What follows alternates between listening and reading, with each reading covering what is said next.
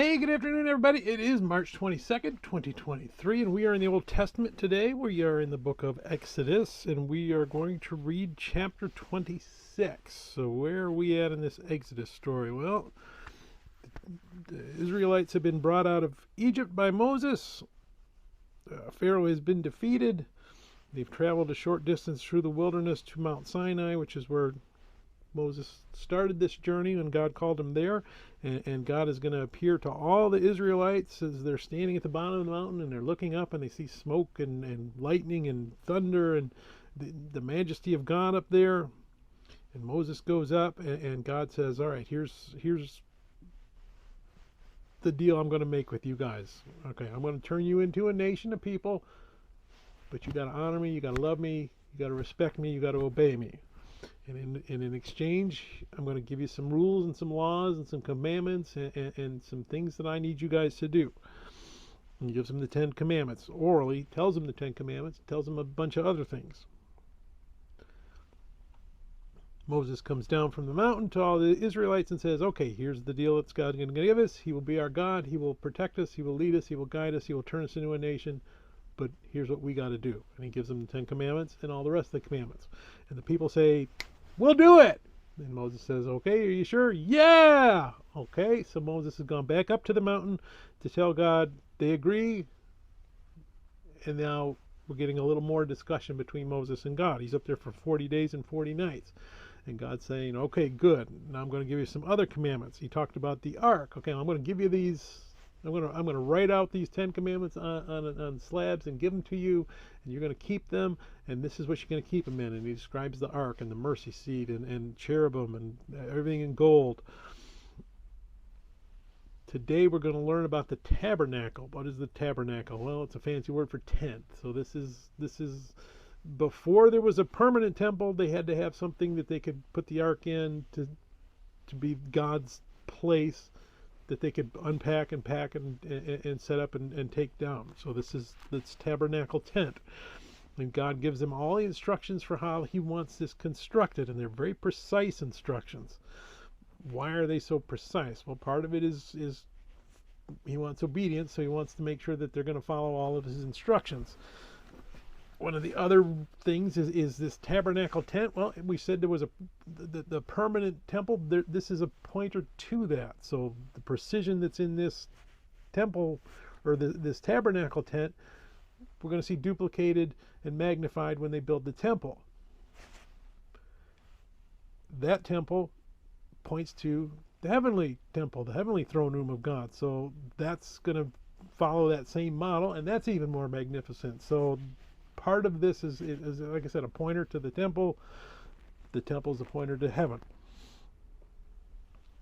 We end and we talk about the Holy of Holies, because this temple, this tabernacle tent has a few pieces to it. There's a main area, a courtyard that's going to be put out around it. That's where the people are going to gather. Then you've got the main area where they're giving the sacrifices, and then they've got this Holy of Holies, which is where they're going to put the Ark of the Covenant. That would be God's throne, essentially, and this is the area around God's throne that you don't go in unless God says you're allowed to go in there, because if you do, you're dead.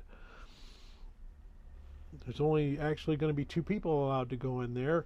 Moses, because he's already got this relationship, and his brother Aaron, who's going to be that first high priest. And when you get to the permanent temple and Moses is dead, it's just that high priest is the only one who can go in to this Holy of Holy areas, and he can only do it once a year. And that's established all the way up until we have Jesus come. And when Jesus is crucified, that veil that divides the Holy of Holies is rent in two, and that signifies that our high priest Jesus has gone in, and now we don't need to have that Holy of Holies separated. We don't need to ask permission from God to come and approach the throne, because Jesus says, hey, I'm the Son, and I'm bringing you with me. So we want to see all of that. And that's basically where this section ends, is describing this tent in the perfection, and showing us a slice of, a very teeny sliver of what heaven would be like, but it's foreshadowing a whole bunch of stuff that's going to happen. So that's why it's important that we read this and kind of understand what's going on here. So we're going to read Exodus chapter 26. Moreover, you shall make the tabernacle with 10 curtains of fine woven linen, and blue, purple, and scarlet thread. With artistic designs of cherubim you shall weave them. The length of each curtain shall be 28 cubits, and the width of each curtain 4 cubits. And every one of the curtains shall have the same measurements. 5 curtains shall be coupled to one another, and the other 5 curtains shall be coupled to one another. And you shall make loops of blue yarn on the edge of the curtain on the selvage of one set, and likewise you shall do on the outer edge of the other curtain of the second set. 50 loops you shall make in the one curtain, and 50 loops you shall make in the edge of the curtain that on the end of the second set, and the loops may be clasped to one another. And you shall make 50 clasps of gold, and couple the curtains together with the clasps, so that they may be one tabernacle. You shall also make curtains of goat's hair to be a tent over the tabernacle. You shall make 11 curtains. The length of each curtain shall be 30 cubits, and the width of each curtain 4 cubits. And the 11 curtains shall all have the same measurements. And you shall couple 5 curtains by themselves, and 6 curtains by themselves. And you shall double over the 6th curtain at the forefront of the tent. You shall make 50 loops on the edge of the curtain that is outermost in one set, and 50 loops on the edge of the curtain of the second set. And you shall make 50 bronze clasps, put the clasps into the loops, and couple the tent together, that it may be one. The remnant that remains of the curtains of the tent, the half curtain that remains, shall hang over the back of the tabernacle. And a cubit on one side and a cubit on the other side of what remains of the length of the curtain of the tent shall be hung over the sides of the tabernacle, and on this side and on that side to cover it. You shall also make a covering of ram skin dyed red for the tent, and a covering of badger skins above that. And for the tabernacle you shall make the boards of acacia wood, standing upright. 10 cubits shall be the length of a board, and a cubit and a half shall be the width of each board. 2 tenons shall be in each board for binding one to another. Thus you shall make for all the boards of the tabernacle. And you shall make the boards for the tabernacle, 20 boards for the south side. You shall make 40 sockets of silver under the 20 boards, 2 sockets under each of the boards for its 2 tenons. And for the second side of the tabernacle, the north side, there shall be 20 boards, and their 40 sockets of silver, 2 sockets under each of the boards.